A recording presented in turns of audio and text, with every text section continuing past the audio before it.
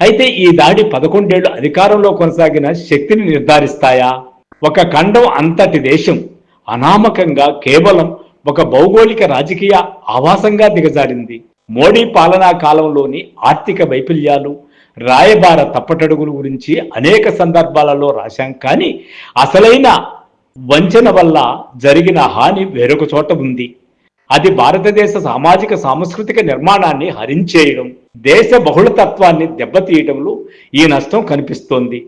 సామాజికంగా లోపల పొరలలో దాగి ఉన్న లోపాలను కఠినతరం చేసింది.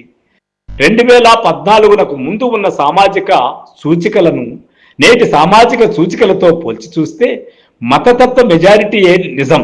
తిరోగమన ధోరణి, మేధావుల పట్ల వ్యతిరేకత, వివక్షతను వ్యవస్థీకరించడం నేడు విస్తారంగా జరుగుతున్నది. సామాజిక సాంస్కృతిక జలతారు పరదాలు 3 శతాబ్దాల పాటు సాగిన ఆధునిక సామ్రాజ్యవాద పాలనలో ఎంతో కష్టపడి వేసిన కలనేత సమానత్వం ప్రేరణతో జరిగిన పోరాటాలు, రాజ్యాంగంలో ప్రతిష్ఠించుకున్న గణతంత్ర విలువలు సిద్ధమైపోతున్నాయి. ఇక మిగిలిందల్లా మధ్యయుగాల నాటి అర్థం పర్థం లేని ముసుగేసిన దేశం.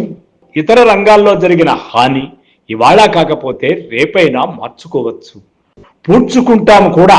కానీ సామాజిక సాంస్కృతిక రంగంలో జరిగిన విచ్ఛిన్నం, అందులో త్వరితగతిన మారుతున్న నేటి సమాజంలో ప్రపంచమంతా పరస్పరంగా అనుసంధానించబడి ఉన్న నేటి తరుణంలో పూడ్చడం సవాలుతో కూడుకున్న పని అని తెలిసి పాలకులు ఉద్దేశపూర్వకంగా అలా ప్రవర్తిస్తున్నారా అనిపిస్తున్నది.